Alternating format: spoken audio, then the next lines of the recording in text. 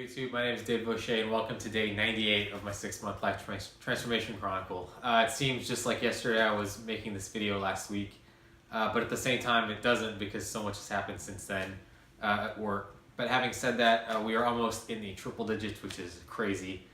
Certainly past the halfway point now, almost into triple digits. And as I've kept saying, this series is going to be over before we know it. I mean, we're almost halfway through April, which means April's almost finished.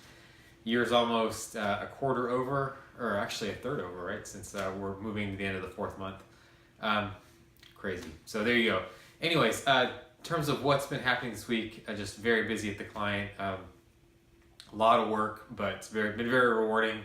There's a lot of opportunity for me to make an impact, and that's been great. Beyond that, guitar practice, same as usual. I don't know if I mentioned last week, but I have been, treating myself a little bit, right? I definitely want to balance the utility, right? I'm definitely trying to cut down on my expenses, but I also want to make sure that, I work hard and I have fun. I've got some hobbies. And so one thing I bought was a reissued Super Nintendo, which you're going to laugh, but that's what I grew up with.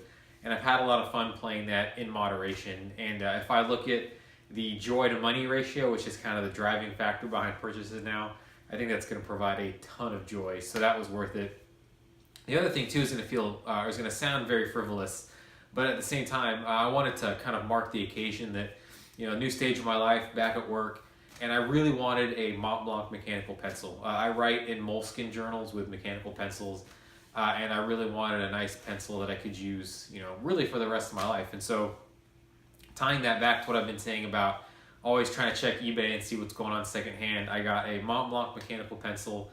And rather than pay over $400 for what this would have cost new, I got one making an offer on eBay. It was a brand new model in the box from 1995, $100. I mean, what do you really say to that? And I tell you what, I've been writing in my journal every day, taking notes with it, and I promise you the joy to money ratio on this will be off the charts. So, I know we can debate, was $100 worth it for a mechanical pencil? Who cares that you saved $300? I can say that over the course of my life, yes, because I will take care of it, and it's awesome.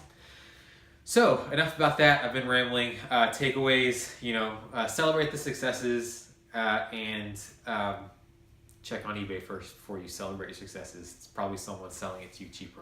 So in terms of what I really wanted to talk about for the video, just taking action, because last week I talked about luck playing a factor in my success, or what I consider my success.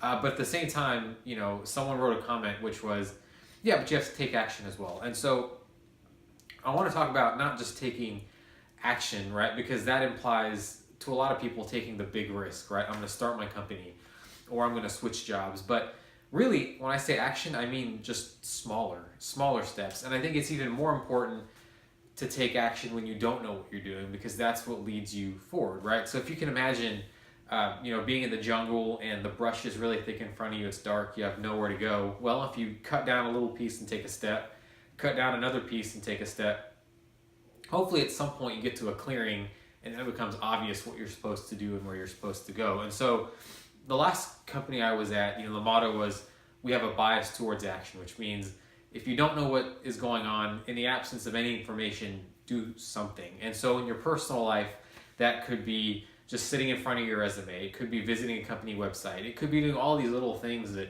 I've encouraged everyone to do along with me since the start of the year, which is every day, even if you don't know exactly what you want to go to, just take a step, start a book, read an article, type a paragraph that maybe turns into a blog. But now I feel like I have clarity on what I'm doing, and it's because years back I started taking little steps that I didn't know if they were going to lead me somewhere, but I knew that if I did them, there would still be a positive outcome. And it's the sum of all of those that I think have gotten me to this point. And so I would say that if you're feeling stuck and you don't know what to do something.